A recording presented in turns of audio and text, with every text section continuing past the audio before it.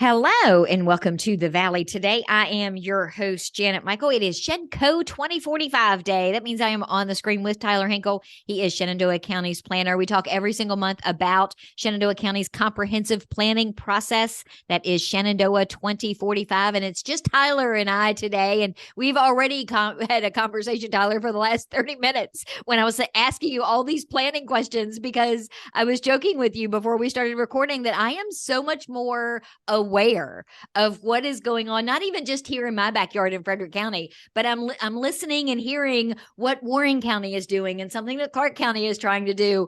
And you have taught me so much about what to pay attention to and what it means when you see and read things on the internet or in the paper. So thank you for the education that you have given me the last year and a half. No problem at all. I mean, I think that like our part of government is one of the ones that most people don't know about it until they have something to say about it. So although it's good to know because the future of your locality is based on the public's input. I have found myself explaining to people, just random people at random times, about what comprehensive planning is and how it works. So I hope I've at least learned what you wanted me to learn, and I'm regurgitating it in the proper way. But I keep trying to explain to people that this is really the outline. It's like the overlay of what in a perfect world you want the county to be able to do and not do, and where it's going to go and where it's not going to go between now and 2045. You'll be working on a new plan after that, but that's kind of the basics. So when a Sheetz wants to open, or a housing development wants to go in, or a vape shop wants to come to your main street, you have a basic roadmap of whether that works, why it doesn't. There are always other options for rezoning and things like that, but it really does give you that this is where we're going to start. It's a really, really good starting point. Yeah, I agree. I mean, I think this is a way for us to hear everything that the community has, that they would typically say at a public hearing anyways. But we can go ahead and put it on paper so that, if a developer were to come into the county, they can go ahead and read what has been said by the community. So they know what they're walking into rather than, all right, I'll just try and we'll go for this public hearing and hopefully it works. So it's accountability both from the public side, because now you know that not only does the government and those who want to develop property here know your opinions, but those developers also know what's the feelings of the community, would they even fit in here.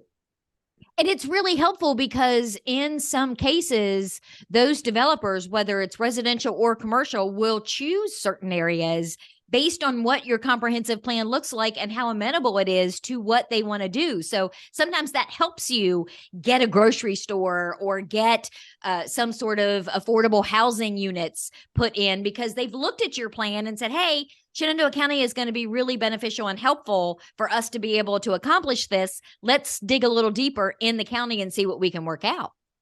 Absolutely. Yeah. Almost every business, when they're making a major financial decision, such as buying a property and developing it, are going to do their research.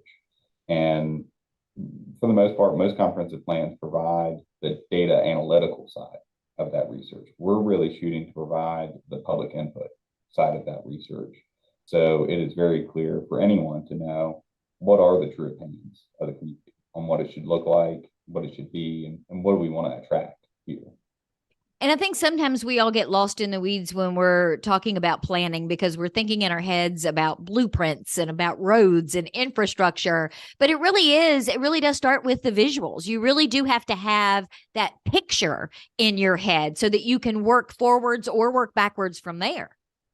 For sure. And right before the call, we were talking a little bit about the largest new business that's occurring in the area, which are the vape shops. And on the screen right now, I'm showing a picture from the street of I'm sorry of It looks like Las Vegas. Vegas. I'm sorry.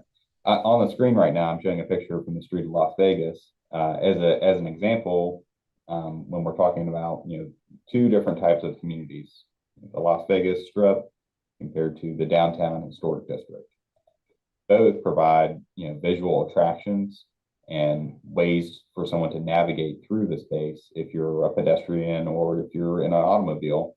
But for the most part, the signs stand out much more to the automobile than would the look of the building, the architecture of the building. If you're looking to go to visit Clementine's in Strasburg, you know which building it is because of the building if you're walking on the street. There's not a giant blaring sign that says, come down to Clementine's, but in Las There's just a Vegas, little orange chair that sits out front to let you know she's open. Right, right. And that kind of plays to, some signs and ways that are seen in your community where the McDonald's or the Burger Kings and your fast food strips, those are geared towards the person who's in the automobile.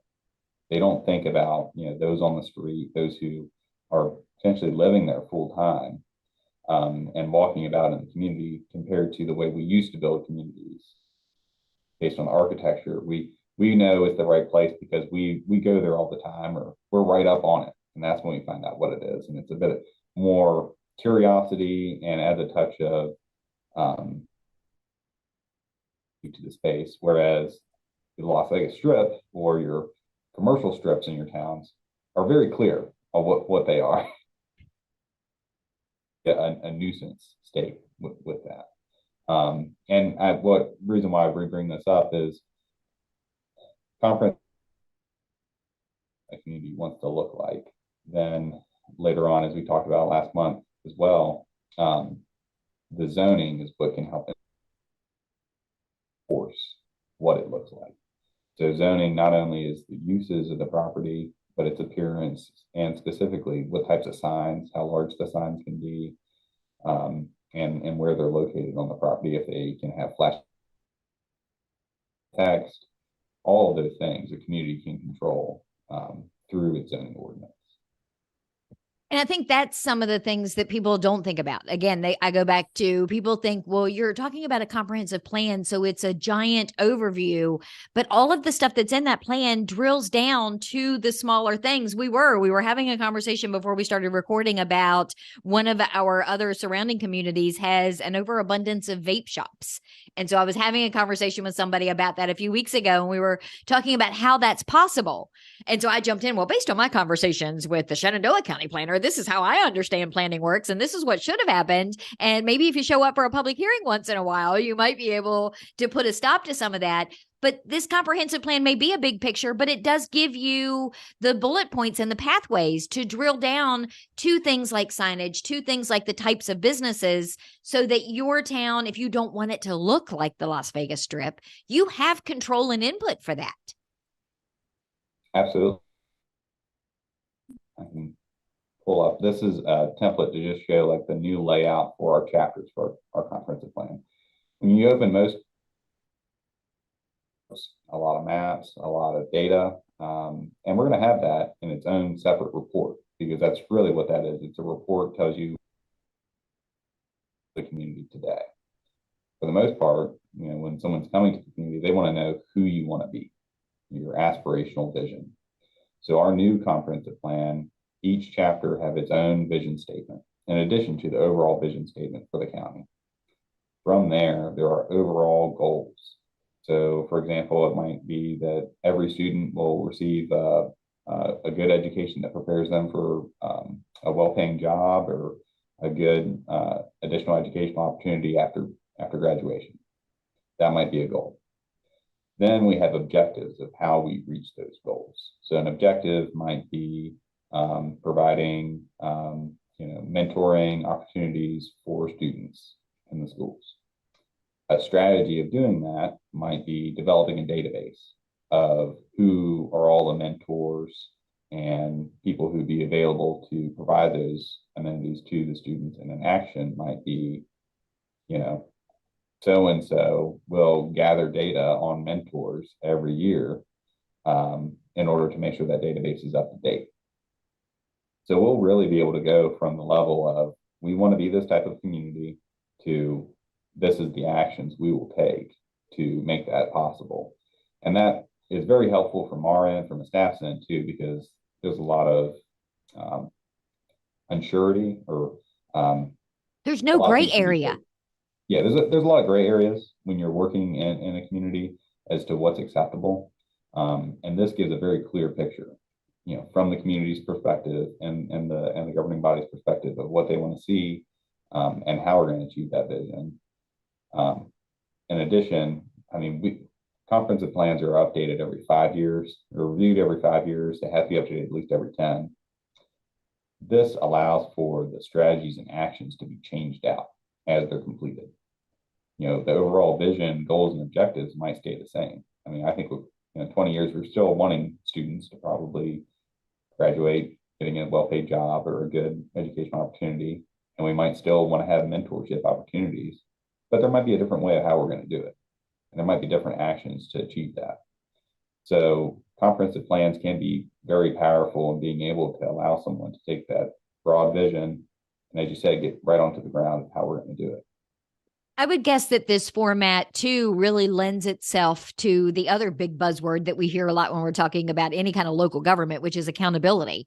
You're going to be able to then go back and look at, did we do this? Why or why not? Who was in charge? Where did the strategy break down? What action should have changed or been done differently? It's going to make it a whole lot easier so that you're not going to be in a position where somebody says, well, why did this happen? Well, I don't know. You're going to be able to tell them and fix it potentially before it becomes a bigger issue. Absolutely. And we have a list of 10 items that the community has seen as the largest challenges that we're going to face, things that we may never even solve. And number one is accountability, making sure that we stick to the plan that's been set out. And it's difficult because when you say you want to be a rural community, what is rural? At what point do you go from being rural to not being rural? We can't really hold anyone accountable on that because it's so vague. But if the statement is that you maybe the lot size requirements are larger, or some other things are required, then that is an action that can be held accountable compared to a very vague statement. So again, we're clearing up the lines. We're reducing the gray areas for the public, the governing body, and for those who want to come to the community. I like that they are also, as you mentioned, somewhat fluid. So you can go back and reevaluate if the other thing we were talking about before we started recording is how technology is playing such a crazy role in things like agriculture. I was telling you about the guest Fox Urban Farms that I was having on the show. It is crazy to me what role technology is playing in all types of industries. This allows you to say, hey, we didn't even know this was a thing when we put this plan together. So let's go back and revamp our strategy so that we can include it, plan for it, and be able to take more advantage of it. For sure. And I think a great example of that, and when we have Joe on the show, he'll be able to help explain some of the work that he's doing with his chapter, which is emergency services, infrastructure, and technology. But one of the goals in that chapter is that we will have the most up-to-date FCC standards for broadband available in the county. We say it like that because right now broadband is 100 megabytes per second. Not too long ago, I think about 20 years ago, it was what's called dial-up right now. So our broadband level may be seen as dial-up in 20 years. And we want to make sure that we're staying up to date. It really does. As much as I keep saying it's the beginning point, it's also the future. It's also the crystal ball, because you have to have an understanding of where you are right now, what in the past has gotten you to that point, and what pieces of that you may want to keep, get rid of, or improve on. And at the same time, have some sense of what's going to be happening in the next 5 to 10 years so that you can plan for it now, all the while knowing that you can make tweaks and changes, but you still have to have the basic document done. Absolutely. Yeah. And that's the point of this. As I mentioned, we know the plan's going to change. Otherwise, it's not going to be relevant to the community. So we want to build it in a way that in 5 years' time, if we realize, well, this really isn't working, this needs to get moved around, then we can do that checkup and review. But the substance of what the public has told us, that they want to be a rural community, or they want to see, new restaurant opportunities downtown, they want to see that coffee shop that Janet wants to open. the Quit heart of saying that. that. People keep asking me when and where I'm opening up my coffee shop. They heard last. I got so many text messages after our show last month. Are you seriously going to open a coffee shop? I'm like, no, I would drink all the profits. Of course not. But the core of that idea is still there. How we get there might change based on, the way technology is changing or things. So there's no way that the comprehensive plan, I think, is tying the hands of anyone. It's just identifying who we want to be and giving an avenue for how we can get there. Let's take a break. When we come back, I want to talk a little bit about that public input piece again, because I really don't think that we can talk about it enough, and how you guys have really been adamant about making sure the community is having their say. I know you're going to be doing more engagement things coming up starting in May. So I want to talk about that a little bit, and then kind of give me some insight into how the planning has been going and what the different chapter CAC members are doing on the different chapters. Can we talk about that in the next segment? Sure. All right, we're going to do all of that when we come back. We are on the screen today with Tyler Hinkle. He is Shenandoah County's planner. We're talking about Shenandoah 2045. It is Shenandoah County's comprehensive planning process. We're going to talk more about that when we come back in just a couple of minutes. Ta-da! Great. One thing we can hit on to, kind of tied to that visual impact. I didn't go into it because we were talking about the signs and then accountability. We did this analysis, and you might have seen this already, but this is we call it's called a value per acre analysis. So we took the taxable value of property and then divided it by the total acreage of that land. And that gives you a metric, like saying like this acreage, for every acre, we're making this much tax revenue. And without even seeing the outlines of the towns, you can already see here's Newmarket, here's Mount Jackson, Edinburgh, Woodstock, Morristown, Townsbrook, and Strasburg. And then now here's, the Bryce Basie community. That is cool. And all of this stuff is available on the website. So when we're referencing it, we can tell people that they can go and look at the things that we're doing. Yeah, absolutely. And there's plenty of that was some of the stuff that we used in our walking tour last year. And we're going to be doing walking tours again this year and showing some examples of this type of infill, like how that could be done, to address the fact that downtowns are the most valuable areas in the community. And there's a nice quote I might read too from a reading that I think helps capture the other side of this, not just the financial side of it, but the visual side. I might read that when we open it up too, and then jump into public input, how we're going to be moving forward, more public input discussions that we've heard in the community with the CAC. Perfect. And then at the end, we can wrap up with, so as your committee members are working on these chapters, are they finding some overlap or some commonalities? And if you want to touch on that, you can. Yeah. All right. Welcome back to the Valley today. I am your host, Janet Michael. We are on the screen today with Tyler Hinkle. He is Shenandoah County's planner. Every month, Tyler and I have a conversation about Shenandoah County's comprehensive planning process, Shenandoah 2045. Normally, we have guests and we have CAC committee members. And last month, we had Jenna French on the show with us, along with Brenna, who's in zoning and administration. We talked about housing developments and me opening a coffee shop. Today, it's just Tyler and I, but we're getting kind of a back to the basics, a little bit of a reminder, a little bit of this is what's coming on the horizon. I want to go back, though, Tyler, for a minute to something we were talking about in the first segment about the visuals, because during the break, you were showing me some of these really cool visuals that you guys have put together. People can access this on your website, but it's really interesting how you have been able to look at the county and then assess a value to the acreage within a town, on the outskirts of town, and get a sense of what that land is worth from a tax dollar perspective. Yeah, for sure. Yeah, I'll start talking about some of the analysis we've done that ties into.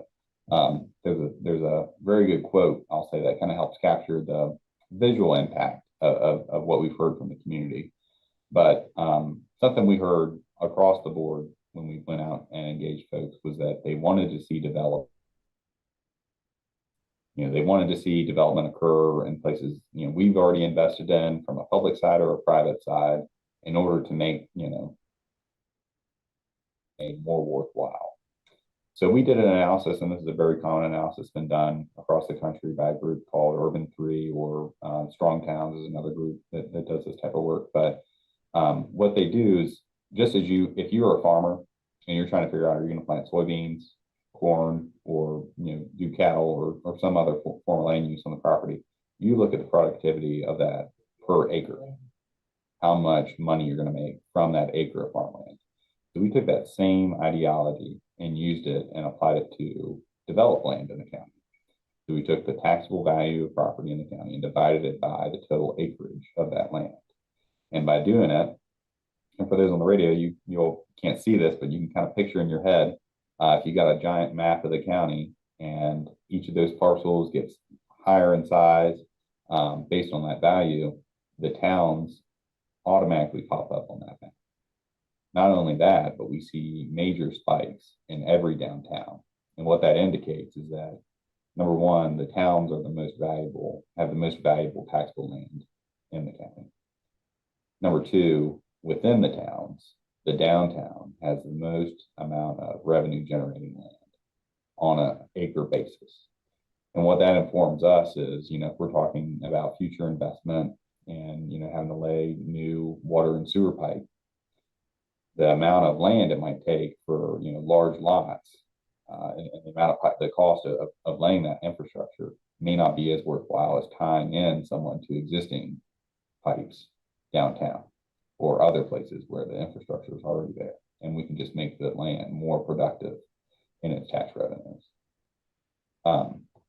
And an analysis was also done with this in Woodstock by our director, Lemia, when he was there. He looked at the same amount of land downtown as there is on the Walmart parcel in Woodstock. So when you do the analysis of the value of the parcel and the amount of acreage there, the Walmart parcel came out to around $626 per acre. That's how it was generated. The downtown, same area, same amount of area, and with even some areas being excluded because they're churches or cemeteries or lands we just can't tax. The value per acre was $2,029. So a substantial difference. When we talk about, most folks, when they say, economic development or growth is bringing in the Walmarts, the Targets, or things like that. But what this shows is that the places we built, our ancestors built, are actually the most productive places in our communities. It confirms my argument. Shop local, shop small, shop on your downtown in your downtowns. That's right. That is crazy.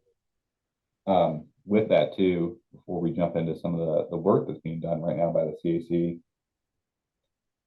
there's quick quotes I'll call to that I think help the listeners be able to understand some of this stuff.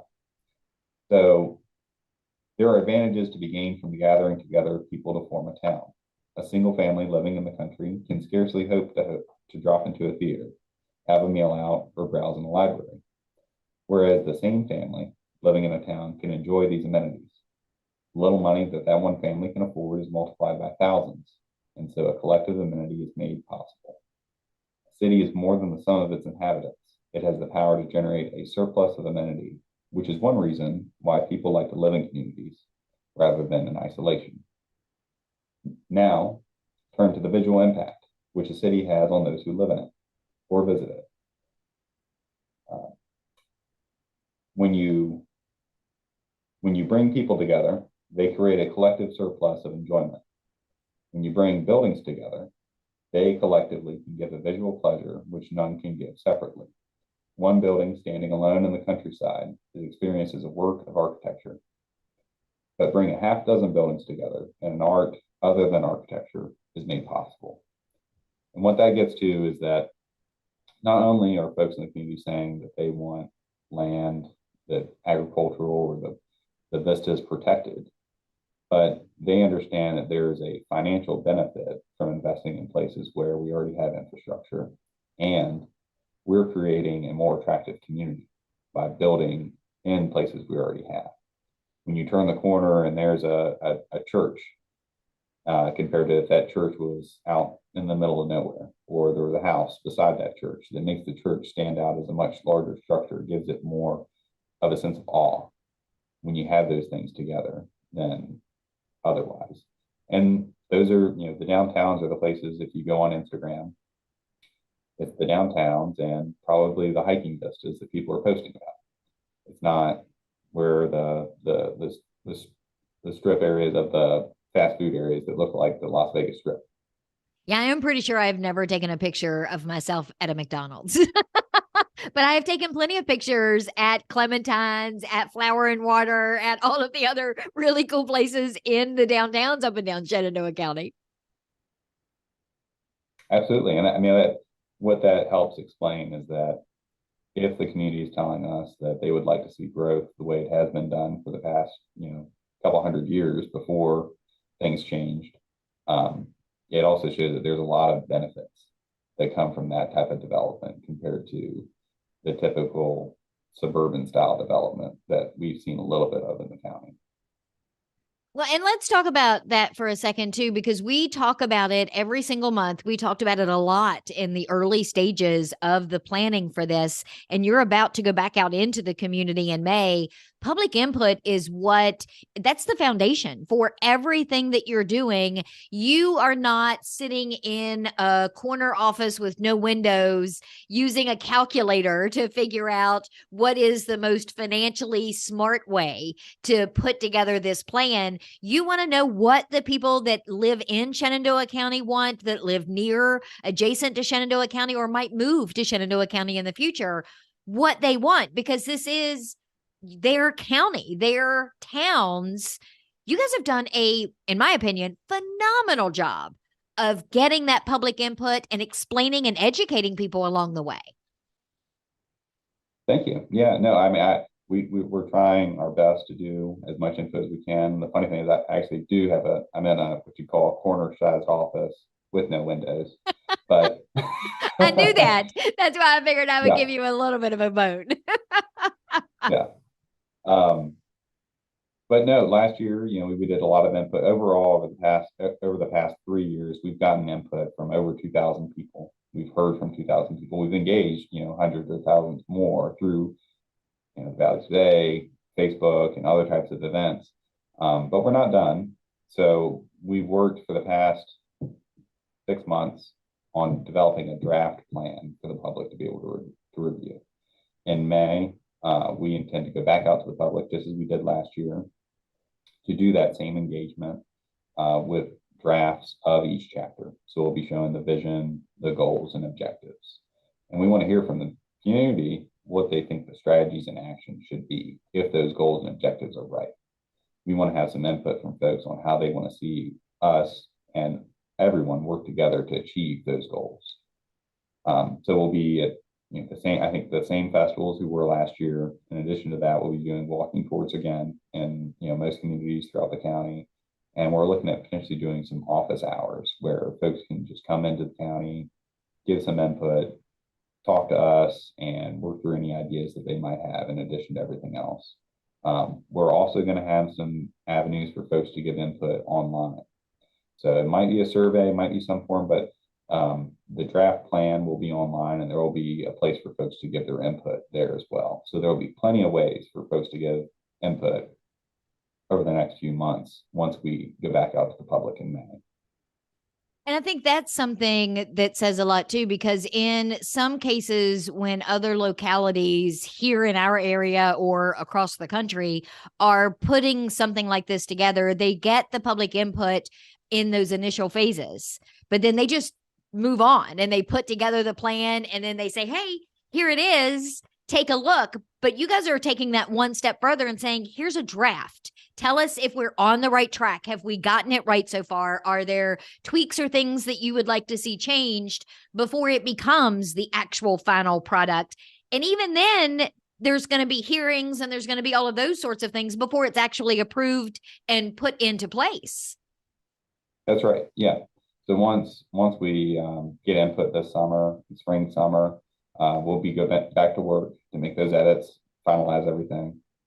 We're hoping to have a draft to the Planning Commission, the board, for them to fully review this fall. And then we'll probably be back to the drafting board a little bit, over the winter, because I'm sure we'll be getting some changes from them and other folks in the community. And sometime next year, I think we'll be, a lot closer to a very close to final draft with everything. And then it comes to, working with the community on making sure those goals and objectives are achieved, and working on implementing that plan once it's completed. Now, each of the chapters in the comprehensive plan have been assigned to a group of people, most of which, all of them are headed by someone from the CAC, the Community or the Citizens Advisory Committee. And they've been meeting really, every 2 weeks, I think you told me before? Yes, we're meeting every 2 weeks now, just so we have enough time to review everything. We have 11 chapters, which is up from 10 from that previous plan, but there's also some chapters that were moved around or cut, like population.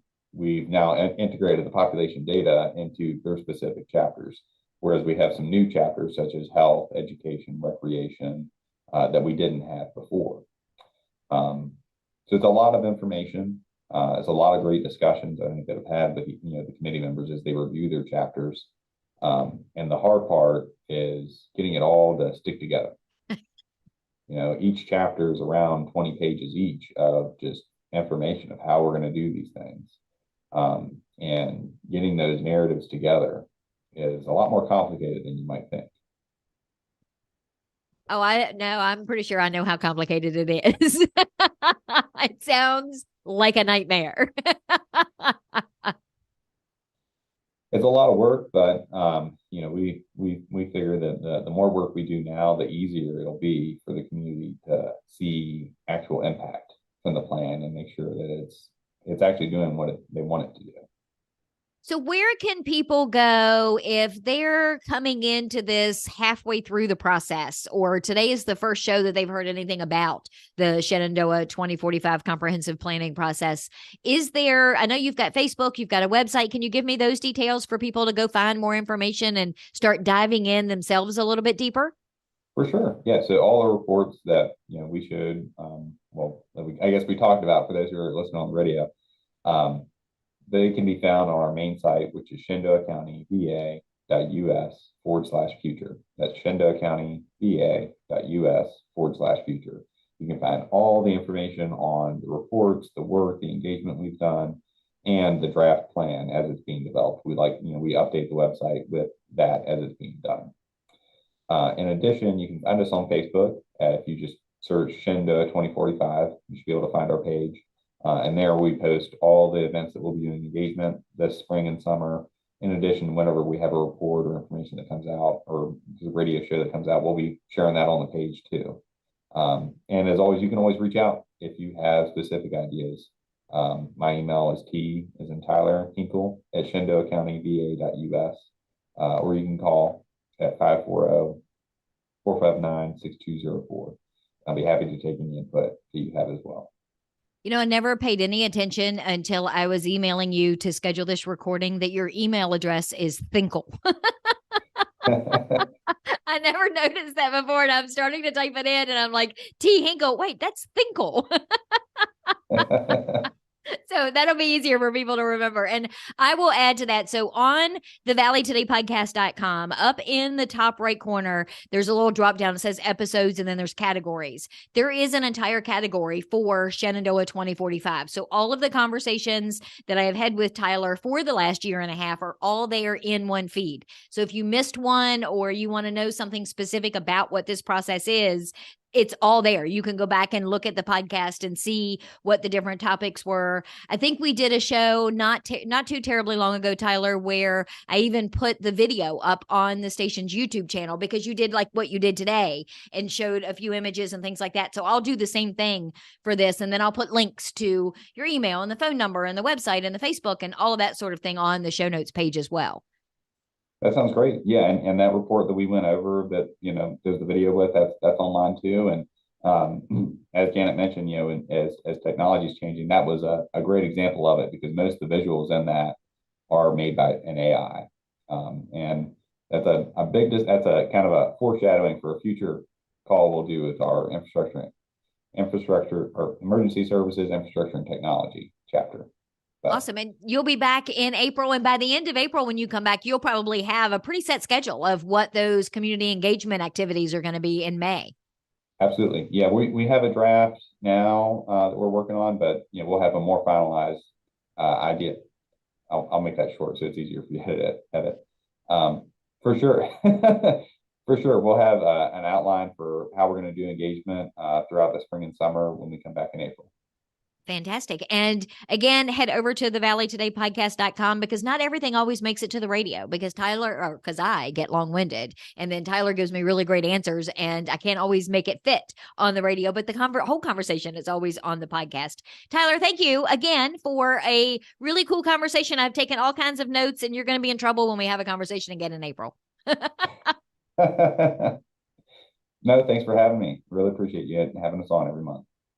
I will be back tomorrow. It is Tourism Tuesday, Winchester, Frederick County edition. So, of course, that means Justin Kearns and I are going to have a conversation. Haven't had that conversation yet because Tyler is way on the ball. We are recording this show 2 weeks in advance. So I haven't gotten to Justin Kearns yet, but it's always a fun conversation when Justin and I get together. So meet me back here to find out what it's about tomorrow, a few minutes after noon.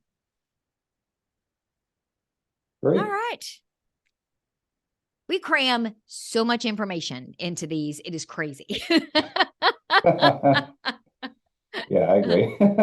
Yeah, these shows and the shows that I typically do with Valley Health, where we're talking about a health topic, are the ones that always stress me out when I have to go edit because I'm trying to think, okay, what is so important it needs to be on the radio because all of it's going to go on the podcast. And am I putting the right things out on the radio portion of it? And then I go and I look at my podcast numbers and the podcasts for your show. I need to go back and pull those numbers specifically, but they average anywhere between 800 and 900 downloads for every show. So it's a decent listening area. I mean, the most listened to shows that I do every month is typically the number one show is Olivia in Strasburg when we do Strolling Strasburg.